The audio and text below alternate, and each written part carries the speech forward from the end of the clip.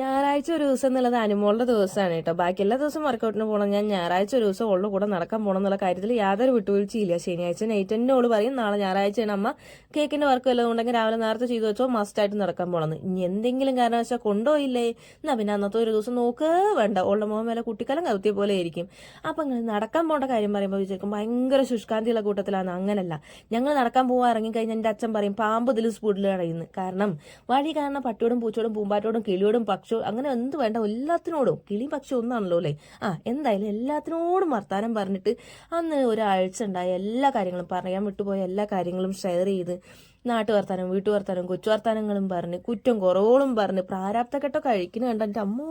അത് കൂടാതെ നല്ല രീതിയിൽ തല്ലൂടും ചെയ്യും. ആട്ടാറ് തല്ലൂട്ടം. നിങ്ങൾ ആ മുടി കെട്ടി വരുന്ന വരവുണ്ടല്ലേ, സ്റ്റൈൽ നോക്കിയൊന്നുമല്ല, ആ ഫുട്പാത്തിൽ തല്ലൂടിയിട്ട് നിലത്ത് കടന്ന് ഉരുണ്ടിട്ട് മുടി കേട് വന്നതാ. എന്നിട്ട് അതും കെട്ടി വരുന്ന വഴിക്കേ നമ്മുടെ പോണ നല്ല ലൊക്കേഷൻ ആയതുകൊണ്ട് രാവിലെ നേരത്തെ തന്നെ സേവ് ദ ഡേറ്റ് ഒക്കെ ഷൂട്ട് ചെയ്യുന്നുണ്ട്. പിന്നെ നടത്തത്തെ പോലെ പ്രാധാന്യമാണ് വിനോദിന്റെ കടയിൽ ഉഴുന്നുവടയും ചായയും. അവള് 2 കഴിക്കും, ഞാനൊരു വടയും കഴിക്കും. ഓളൊരു ബ്രൂ കാപ്പി കുടിക്കും, ഞാനൊരു കട്ടൻ കാപ്പി കുടിക്കും.